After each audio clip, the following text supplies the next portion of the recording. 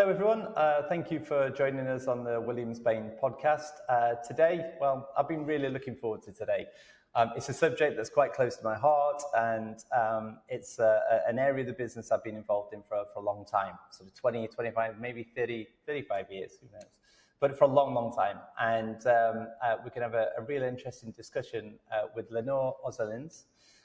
Lenore is a transformational program director who's got some extensive experience working with family businesses, as well as some high net worth individuals and PLCs and lots of, a broad range of experience. But one of the areas that we're going to speak about today is how to transform a family business. And then we're also going to add in a bit of how do we transform a family business with private equity investment. So without further ado, Lenore, why don't you tell us a little bit about yourself? Thanks, Mark. As you said, I've had a broad experience in terms of change and transformation. I've been in the change and transformation arena probably for similar to you, 25, 30 years in various roles. Certainly, but my last sort of 20 years has been predominantly as a change and transformation specialist, program director, working my way through lots of organizations. I've been fortunate. I've worked in a lot of different industries as well. So you mentioned family businesses, but I've been really fortunate that I've had roles in so many different sectors and so many different industries. So I've seen that transformation and that family-run perspective, from construction, engineering through to retail and sort of smaller, revenue businesses up to multi-billion-pound revenue businesses, PLC as well. So I now call myself a bit of a change and transformation specialist, just because the depth and breadth of experience I've had from a sector perspective and an organizational perspective. Thank you. Just to touch on that, on the sector part of it. So we use the term industry agnostic. Yes. And a lot of people use that term. Maybe they've worked in one or two industries, but actually, when you start getting towards 5 industries, I think it's fairly fair to say. Yeah, I think I'm more than that now. And we really enjoy working with people who are industry agnostic, which is sometimes a little difficult because sometimes when you speak to clients, mainly new clients, not clients that have known us for a long time, but mainly sort of new ones that have been recommended to us, they're often saying, I need someone with industry experience. I need someone with the sector experience. And we've got to be careful because what we don't want to do is tell them no. But what we do want to say is, look, give us an opportunity to show you someone who's truly industry agnostic. Because what we've found over the years is when someone is industry agnostic, they tend to be someone who's trusted. Now, the trusted part on a CV, loads of recruiters find that really difficult to understand, really difficult to spot on a CV. I'd say we spot it really, really well, but we're trained to look for it. And you get that trusted element with an executive with deep experience and cross-functional experience and cross-industry or sector experience, then you've got someone who actually makes a difference. Yeah, would you agree? Or are you going to tell me, no, that's not right? No, I 100% agree. And I think, it touches on something that I've had real success with. And as you said, real challenges, in terms of earning that trust or people sort of trusting me instantaneously. And one of the things that I like so much about family-run businesses, and I've been really fortunate in this, and very early on in my career, I was at Morrison's, which was a classic family-run businesses.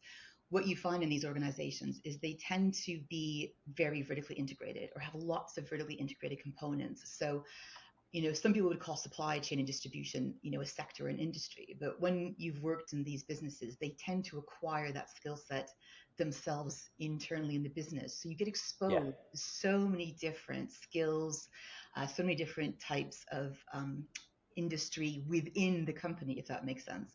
So that's where I've been really fortunate, and you see that so often in family-run businesses that as they grow and acquire, they don't say want to outsource those chunks of their organization.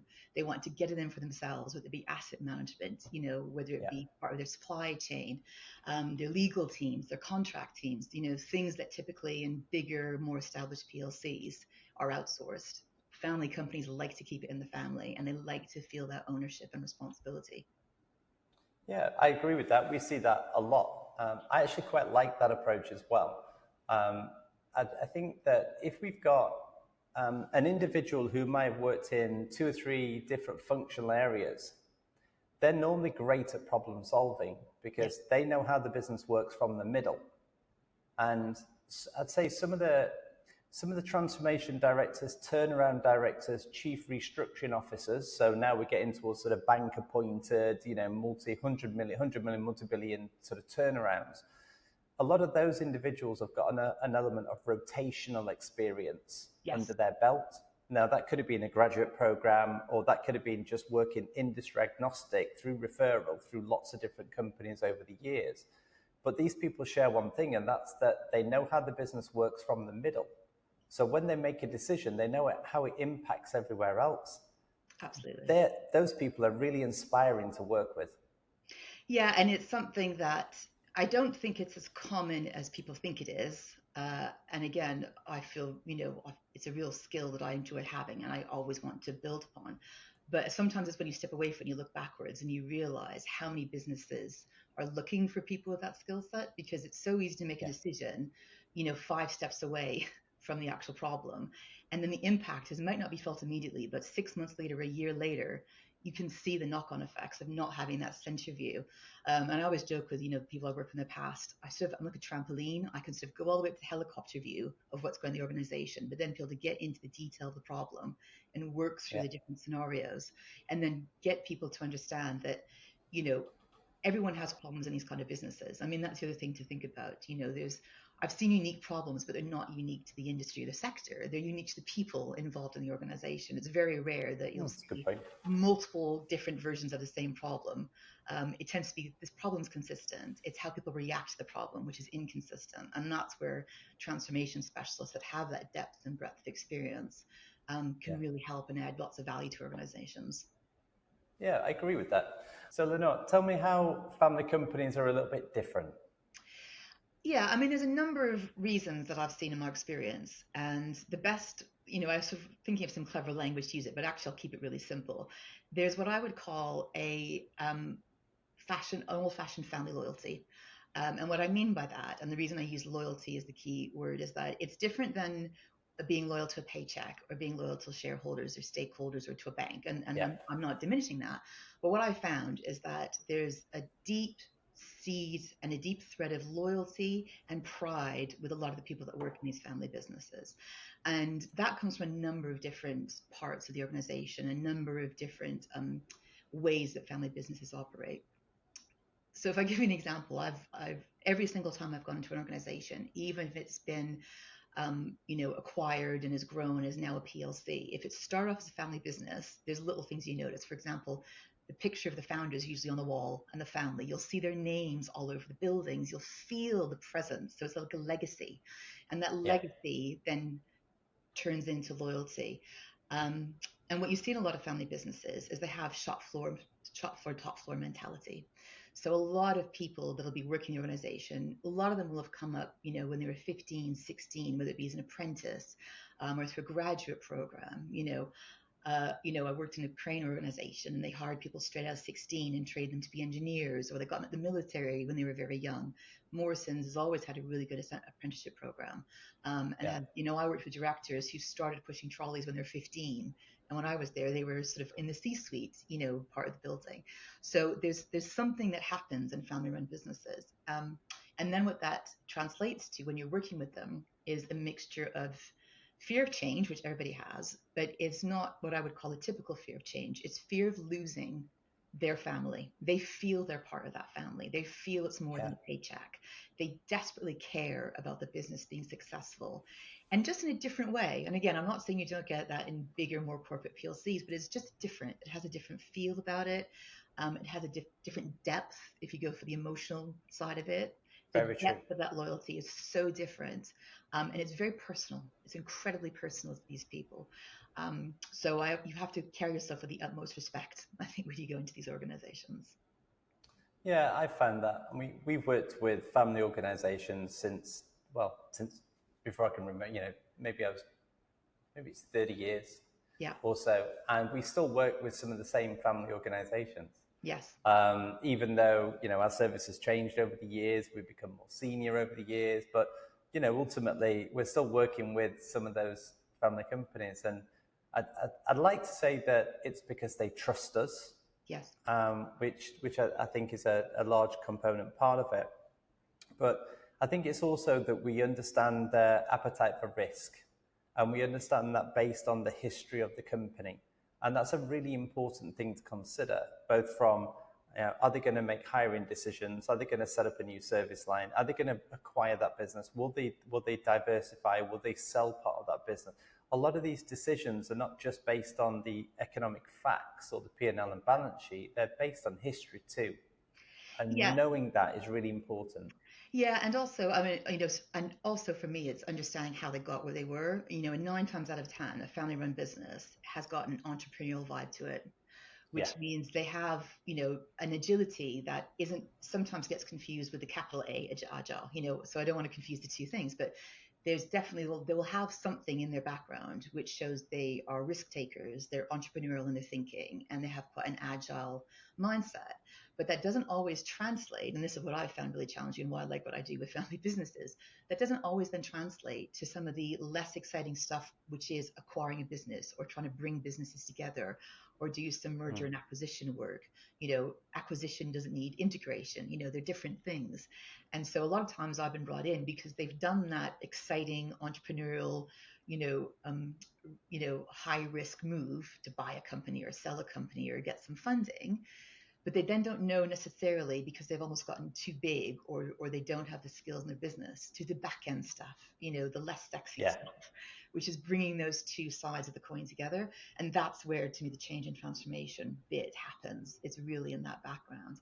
And it's interesting, while I've worked in these organizations, seeing how that front end agility doesn't always translate into back end agility, and that front end entrepreneurial doesn't always translate into the back end. So you really then have to develop that trust because it's a different kind of behavior you're then looking for when you start to do the back end stuff. Yeah, and often that can be the most difficult to do because it affects people's lives. Exactly. And whenever we've seen a family business do something that affects people's lives, it could be a target operating model change, it could be a head office relocation, it could be lots of things like that. They take that really seriously. Yes. To affect someone's life is a big thing for a family company.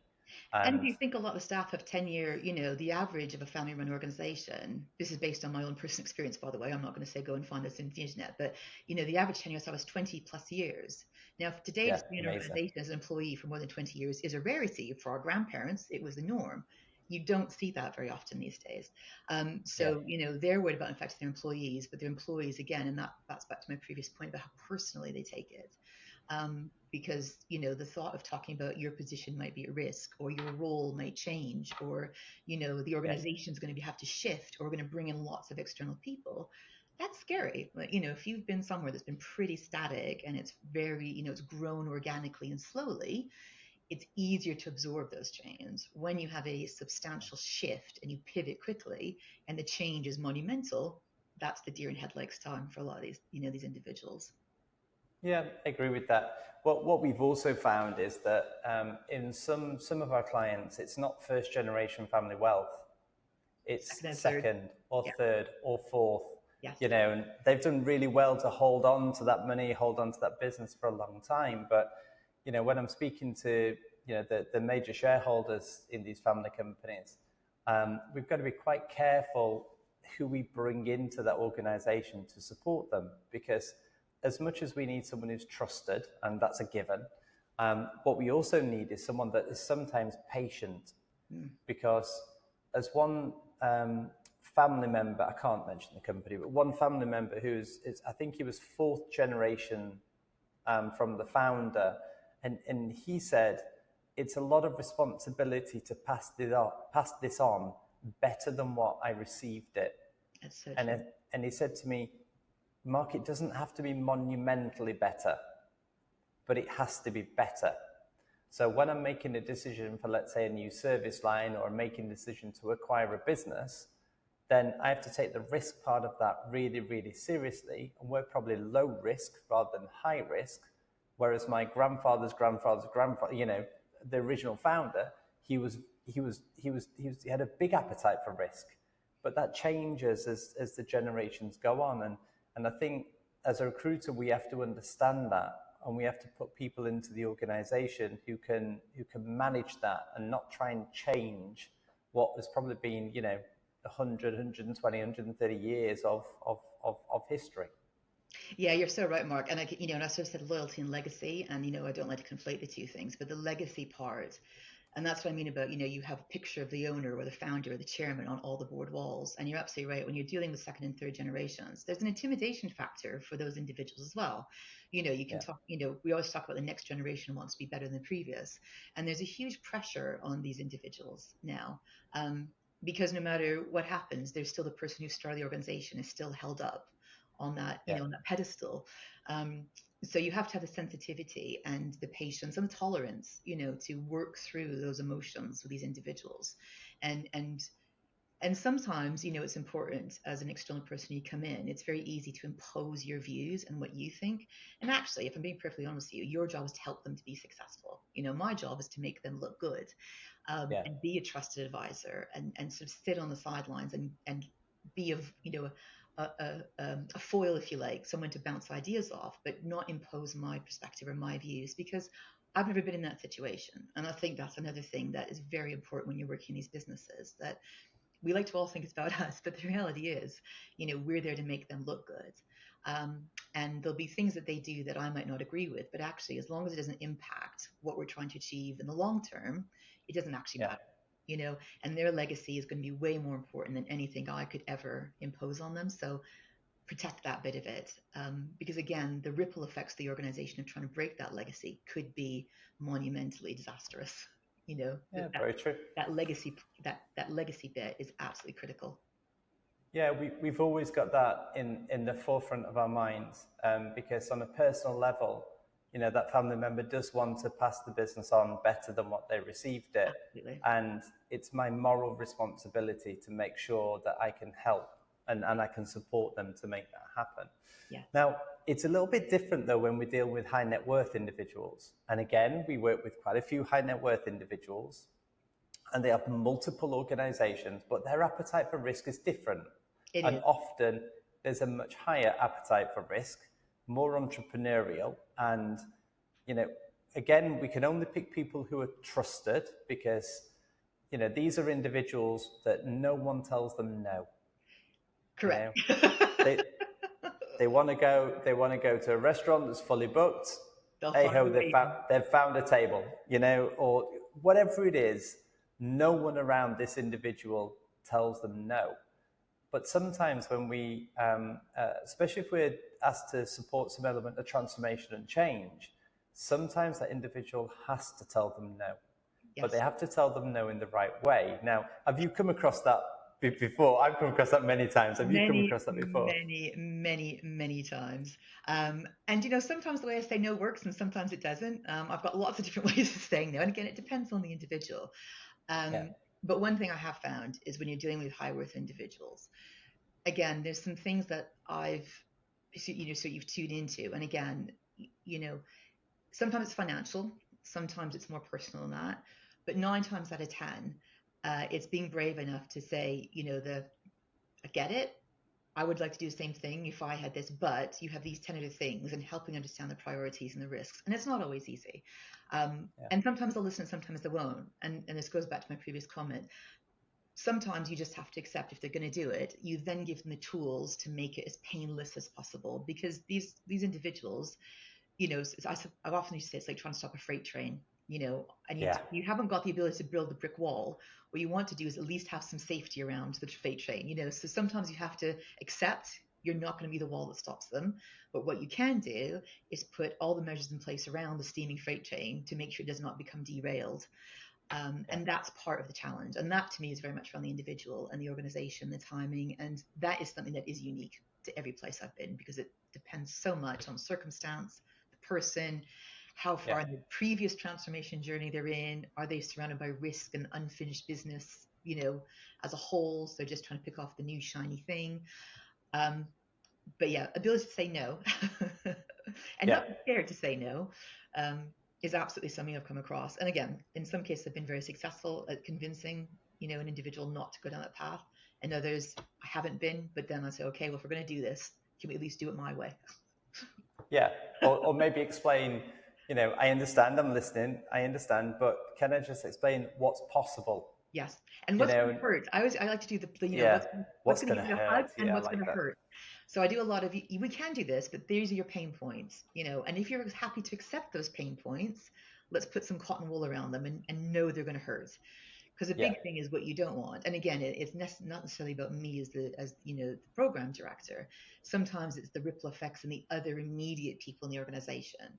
High worth yeah, individuals tend to surround themselves with incredibly good teams as well, but they're very yeah, loyal amazing. teams. We're also scared to say no. But when things do go wrong, we've also seen that, the knock-on effects go down the chain, as sort of complaints, Yeah, where do complaints go up or down? So it's also protecting the trusted members of the team around them from those pain points. And that's a lot of, I think, what good change and transformation people do as well.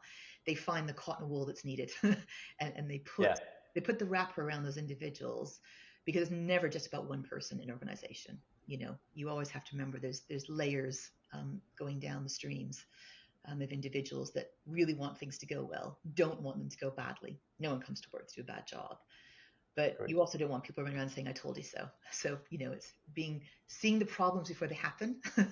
Yeah. The big part of the saying no conversation, I like to call it. Well, that's where being industry agnostic, and yeah, that's where all that comes in. Yeah.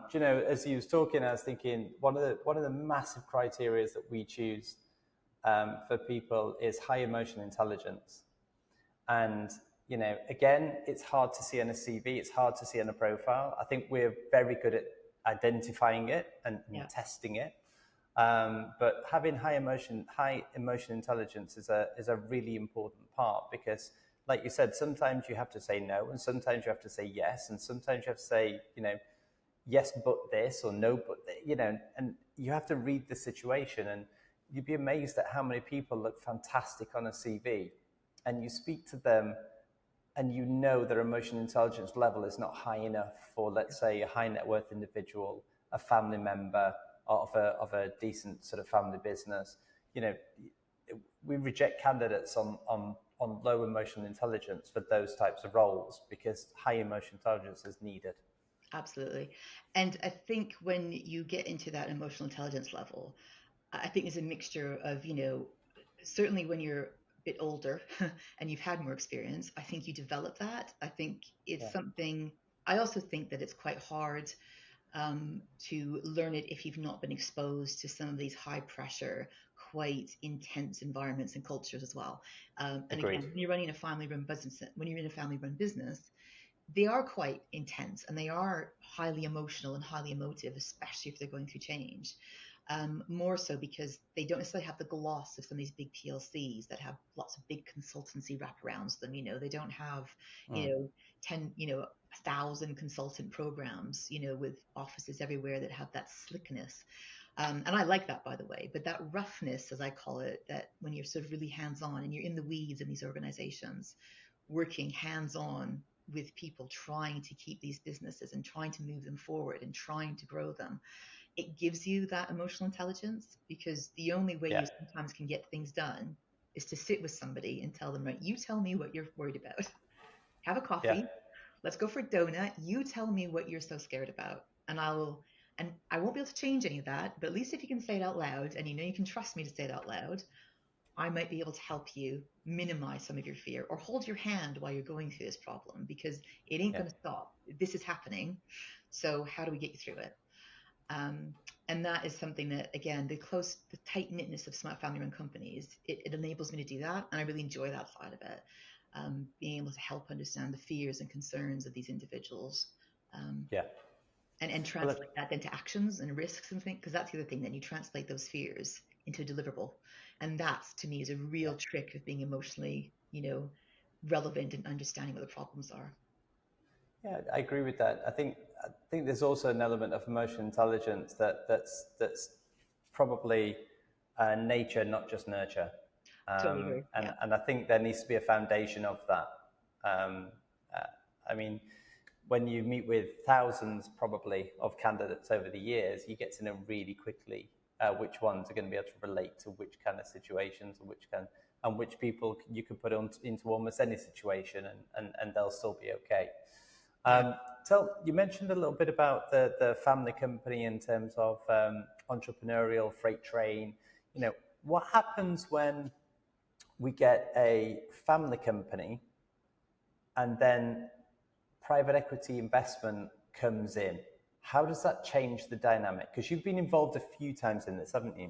Yeah, I have, and it definitely shifts the dynamic, and it's not an easy line to walk in those scenarios, for a number of reasons.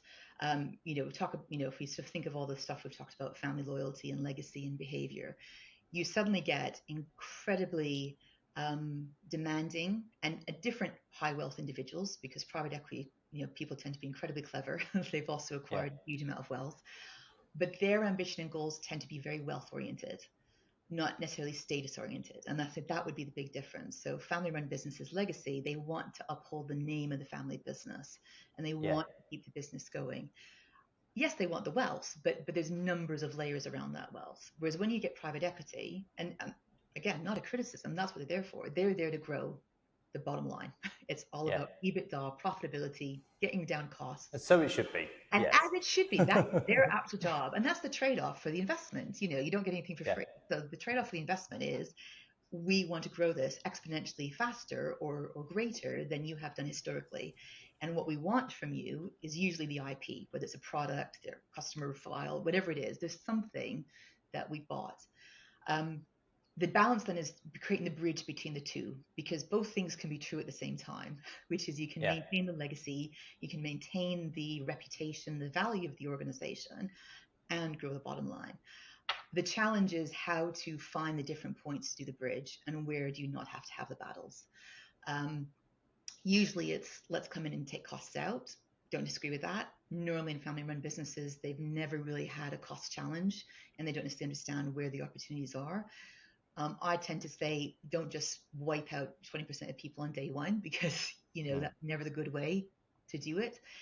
But it is finding the balance between the high worth individuals who also come from usually very typically different backgrounds, yeah, graduate university, just have a different way of speaking, of presenting themselves, of talking about problems, and back to that kind of earthier entrepreneurial family run business where they're kind of used to doing things their way.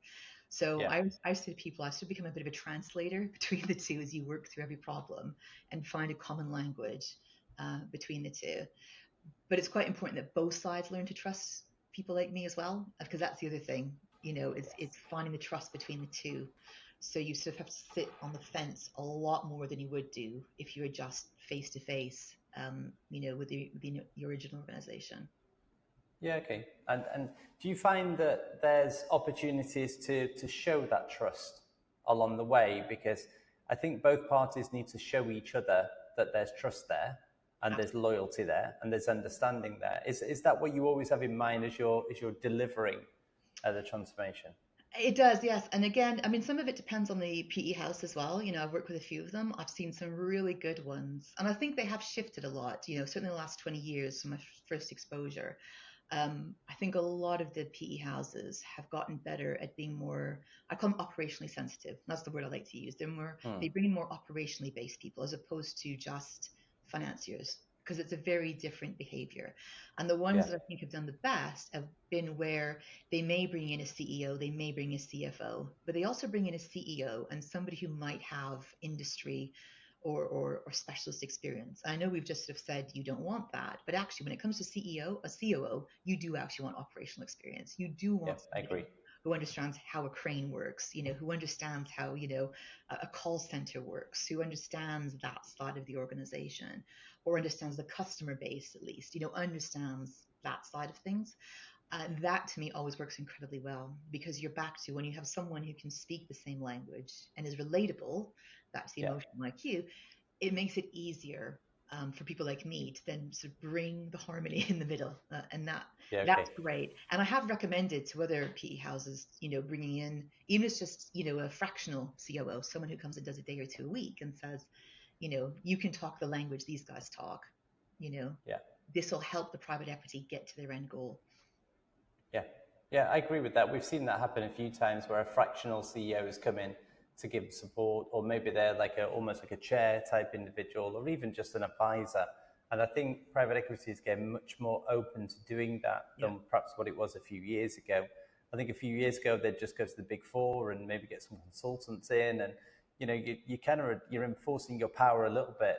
And I think with family companies, if you do that, you're instantly going to get a them and us type, where you're bashing against each other. I think there's much better ways to do it nowadays, especially with the type of interim managers that are out there at the moment. And it costs money. I mean, I'm a big believer in monetizing. Again, sort of having worked with PE for a long time, you learn to monetize almost every activity from making a cup of coffee to your meeting time. And, one of the things is I try quite hard to monetize resistance as best as possible. And what I mean by that is when you're working with a private equity and they want to impose, you're absolutely right, that's the right words, their way of doing things. It's not, again, that's wrong. But what happens then is if you impose too hard, don't underestimate how deep resistance can go in an organization and how they can dig their heels in. And it's nobody's fault because that's a natural human reaction. But the PE house I sometimes have to, you have to be the grown-ups and we have to understand what we're facing into here.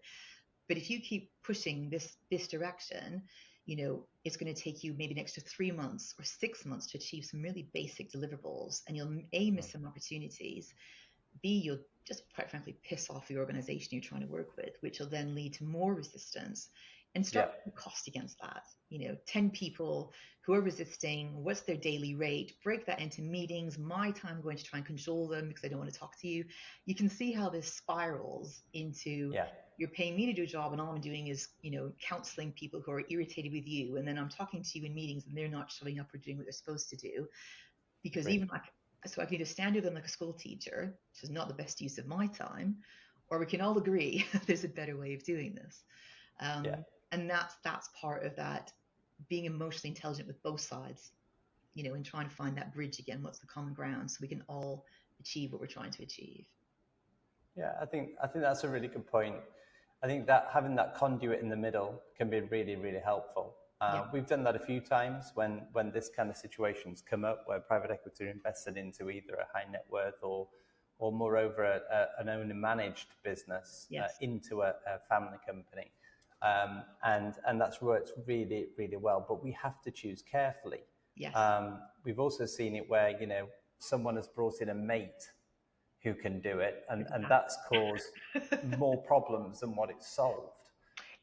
So I think if there's any sort of either private equity firms or family firms that are looking to go down an element of change or investment, I think after listening to this, come and speak to either us or any other sort of top end interim management provider and just ask them who's available, who can be that nice conduit for us, so we can make things happen.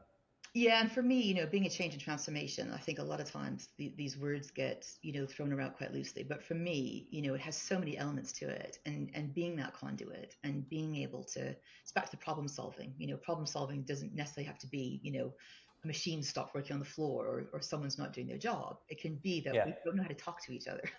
We're not communicating effectively. We're not being clear on what we're trying to achieve. Our objectives aren't clearly defined. People don't understand what's expected of them. And that for me is a cultural side of change and transformation.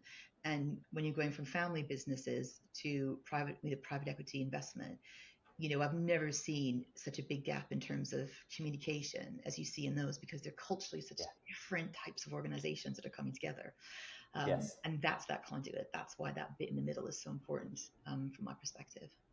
Yeah, I agree. I've seen it work well and I've seen it work really badly.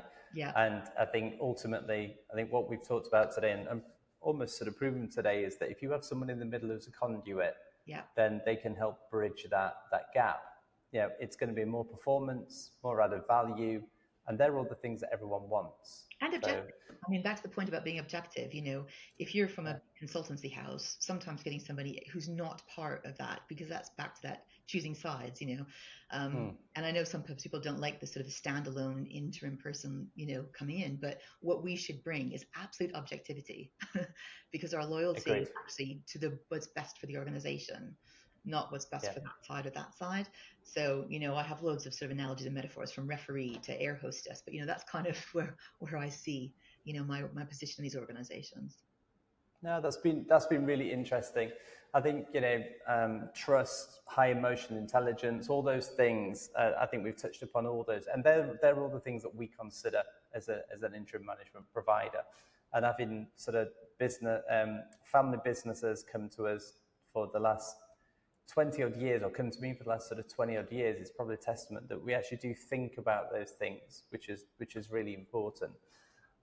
In terms of the original question that we sort of posed at the start was, how to transform a family business and transform a business also with private equity. I think we've touched on a lot of that, and a lot of it is not a great program plan or not. All that's a bit of a given.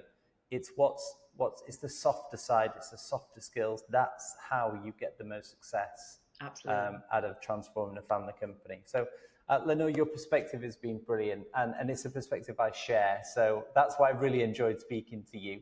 Family businesses are one that are a little bit close to my heart, but I think you've added some real value to people out there that are listening to this. So thank you. No, I've really enjoyed it. Thanks, Mark. Thanks very much. Thank you.